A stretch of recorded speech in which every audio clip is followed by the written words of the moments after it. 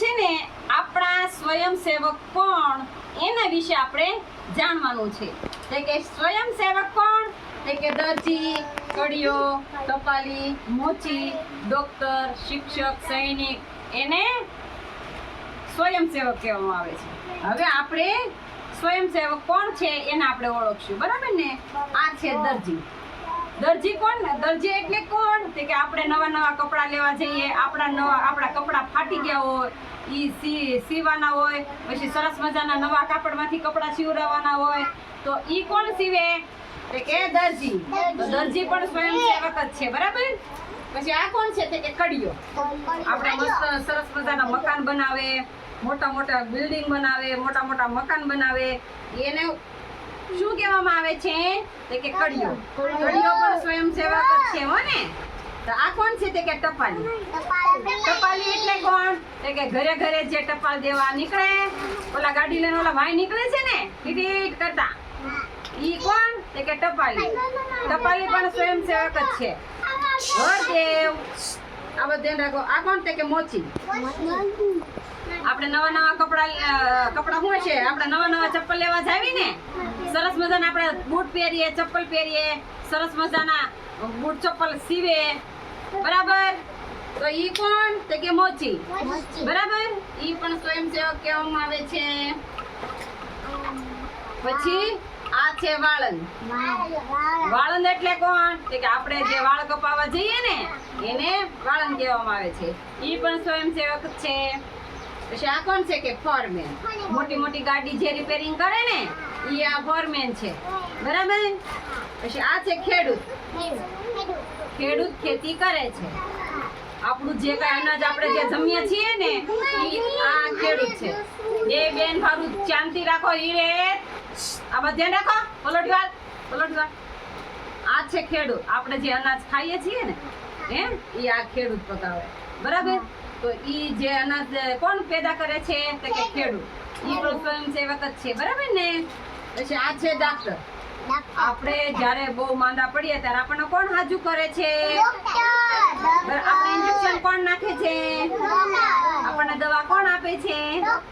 તો ઈ ડોક્ટર છે. એટલે ઈ પણ સ્વયંસેવક જ છે, હો ને? પછી આ છે અવકાશ યાત્રી. કે આપણે નથી કહેતા કે અવકાશ યાત્રી ચંદ્ર પર ગયા, બરાબર ને? તો એને જે અવકાશ યાત્રામાં જાય ને એને અવકાશ યાત્રી કહેવામાં આવે છે, બરાબર? તો ઈ સ્વયંસેવક જ છે. આ છે વેપારી. મોટી દુકાનમાં જે વેપાર કરે ને ઈ આ વેપારી છે, બરાબર? પછી આ છે રસોઈ. રસોઈ જે મોટી બનાવે છે, મોટી હોટલમાં એને રસોઈયો કહેવામાં આવે છે. આ પણ સ્વયંસેવક જ છે. પછી આ છે ફાયરમેન. ફાયરમેન એટલે કોણ? કે મોટી આગ લાગે છે ને, બહુ મોટી, તો એને કોણ બુઝાવે છે? ફાયરમેન. એની લાલ ગાડી લઈને આવે, પાણીનો બંબો લઈને આવે, મોટી આગ લાગે ને ત્યારે ઈ આ ફાયરમેન આવે. કોણ આવે છે? આને પણ ઈ સ્વયંસેવક કહેવામાં આવે છે. હા. પછી આ છે માછીમાર. માછીમાર કોણ? કે મોટા આપણે દરિયામાં જે માછલી પકડવા જાય ને એને માછીમાર કહેવામાં આવે છે. તો પછી આને માછીમાર કહેવામાં આવે છે. એને માછલીનો ધંધો કરે છે, કામ કરે છે, માછલી વેચીને ઈ પૈસા કમાય છે. એટલે ઈ પણ ઈ સ્વયંસેવક જ છે. પછી આ છે સંગીતકાર. મસ્ત મોટા સ્ટેજ ઉપર જે ગીત ગાય ને એને સંગીતકાર કહેવામાં આવે છે. આ બાજુ ધ્યાન રાખી. સંગીતકાર કહેવામાં આવે છે, બરાબર? પછી આ છે નર્સ. નર્સ કોણ? કે આપણે જે નાના બાળકોને રસી દેવા જાય, પોલિયો પીવડાવવા જાય, પછી વેક્સિન દે ને ઈ કોણ?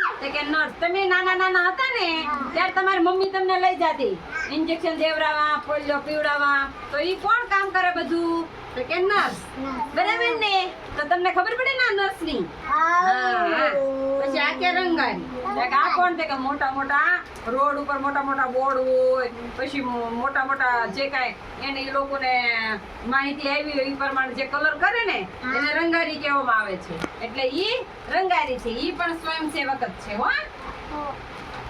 આ છે પાયલટ. આ હેલિકોપ્ટર છે, વિમાન છે, જે ચલાવે ને એને પાયલટ કહેવામાં આવે છે. શું? ઈ પણ સ્વયંસેવક જ છે.